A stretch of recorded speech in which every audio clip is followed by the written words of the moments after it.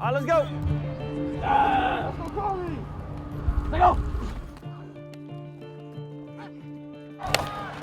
It's just a big crack. In a sport that reveres the tough,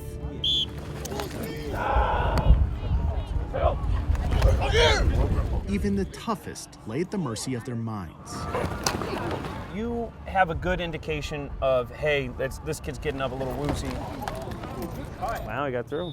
As a high school football coach in the Bronx, John Appleby sees it constantly, the contact and many times ensuing concussions.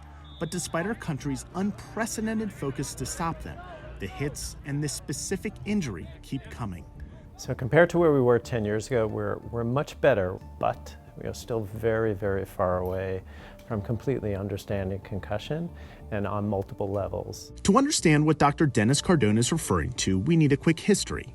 In the early and mid-2000s, concussions started making real noise across the U.S. when 3 former NFL players took their own lives. Doctors diagnosed them with CTE, a degenerative brain disease caused by repeated head trauma. It was the first time it had happened in the NFL, so states started passing what are known as return-to-play laws to protect kids in all sports. They set concussion education requirements and procedures for coaches and players. Washington State became the first state to pass this such law in 2009, and by 2015, all 50 states and Washington, D.C. had them in effect. It was a big moment. Awareness was quickly increasing and people felt like progress was being made, until a 2020 study from the American Academy of Orthopedic Surgeons came out, showing the progress wasn't quite where many had hoped it would be. This is an MRI of the brain. You see these small areas that are black. These are all small areas of microhemorrhage. Dr. Yvonne Louie is the director of radiology at NYU's Langone Health, one of the institutions leading the way in concussion research. That 2020 study we referred to showed between 2010 and 2017, concussions made up nearly a quarter of all high school injuries. But what surprised researchers the most are the sports they occurred in. In boys football, concussions comprised 25.2% of injuries, but in girls soccer, they were higher at 29.8%. And from 2014 to 2017, the rate at which they were occurring increased in 6 of the 9 high school sports sampled, including football, soccer, volleyball, basketball, and baseball. We show that there are differences between the brains of contact sport athletes and non-contact sport athletes. Omari, let's go. Chris, let's go. Some states are bolstering their requirements. In the huddle, in the huddle. For instance, John's home state of New York is currently considering a bill that would require all athletic trainers get licensed and not just certified.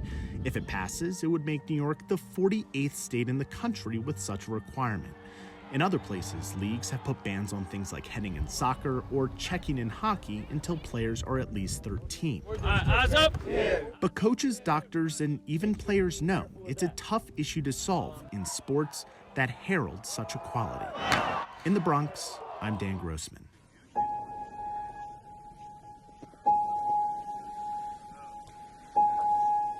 Recent numbers show that more people than ever are participating in outdoor recreation. So that means places like ski resorts or hiking trails are getting pretty crowded.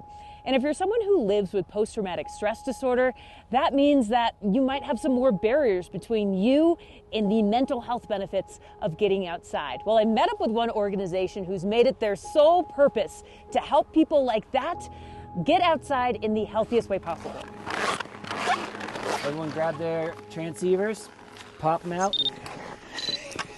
For these veterans, physical obstacles are something they take head on with pride. We're going to go up to where it starts to get questionable, and we're just going to observe our way up. But it's the silent obstacles that can be the hardest to overcome. There's a lot of programs that support physically disabled veterans or traumatic brain injury specifically. But my friends that I lost were just veterans that had some mental health issues. So those scars were not really visible. And I recognized that and said, well, there's something I can do is share something that I found value in and share that with the greater community. Austin Bruniger is the reason this group is gathering together at this Colorado trailhead. He started High Country Veterans Adventures after experiencing the tragedy of losing friends to suicide and the peace he experienced out in nature. Weather today, you're looking at it, light snow. We like to surround ourselves with other veterans so we can have that kind of instant rapport. We can share things with ourselves that we may not feel comfortable sharing with other people. But out here, like, there's no filter needed, there's no judgment, and it really lets people open up. Studies have shown that the more time people diagnosed with post-traumatic stress disorder spend in the outdoors, the more they see a reduction in their PTSD symptoms. A recent study, though, by Penn State shows that now 50% of people in America participate in outdoor activities, a 20% increase from pre-pandemic times.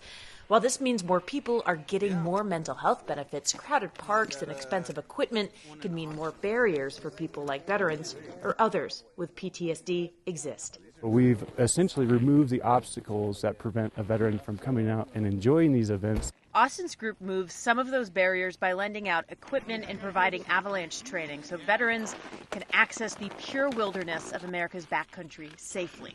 But whatever you need, we'll help you get it, whether it's short-term or long-term. So the gear, the space, the knowledge, the safety, we have that covered. We just need you to make contact and show up. Veteran Zach Whitmore found the group serendipitously a few years ago and says the ability to get outside with very few barriers has been life-changing. I can't picture my life in any other way other than being in the mountains and being out in the wild with my friends. Connection through nature may be harder to find these days, but these enthusiasts say through proper knowledge and finding a group to show you the way, the outdoors can remain one of the greatest healers available. Because at the end of the day, like, we just want everybody to get up the mountain, finish the objective, and get down safely. And it brings us together, and it builds relationships. Vanessa Bashani, Scripps News, Summit County, Colorado. Do we want to be working upstream? Is that okay? It is not a fair battle. Two scientists on a tiny boat against one of the world's most invasive species. This guy is a big one. For the past 6 years, Loyola University Chicago ecologist Reuben Keller and his students have been waging war against red swamp crayfish, a non-native threat to the environment.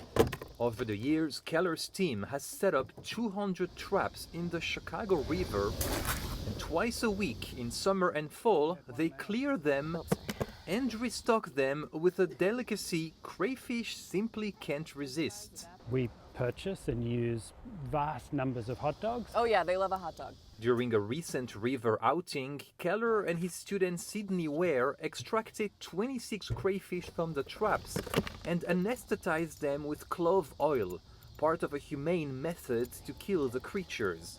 Red swamp crayfish outcompete other native species for food and habitat and can cause structural damage to dams and levees. And it doesn't matter what is threatening them, their response is they'll rear up, they'll show their claws, and they want to fight.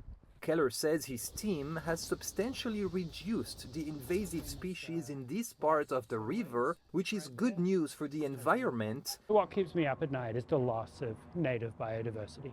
And for scientists battling red swamp crayfish worldwide. And what we're discovering here is equally applicable in the Chicago River as it is in other places all around the world. The creatures used to be kept as science pets in elementary schools and were sometimes sent home with students. That's how Keller believes they were introduced to the Chicago River. I'm sure that a lot of parents said, actually, no, we're going to go and release them into a nice aquatic habitat. The species comes from the southeastern US, where it is a big part of the food culture.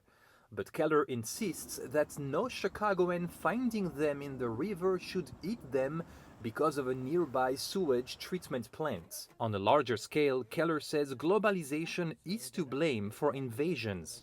He urges countries and industries to try harder to safeguard native ecosystems along with their environmental, recreational, and economical benefits. The best thing that we can do to reduce future invasions, to reduce the impacts, is to stop moving these organisms around.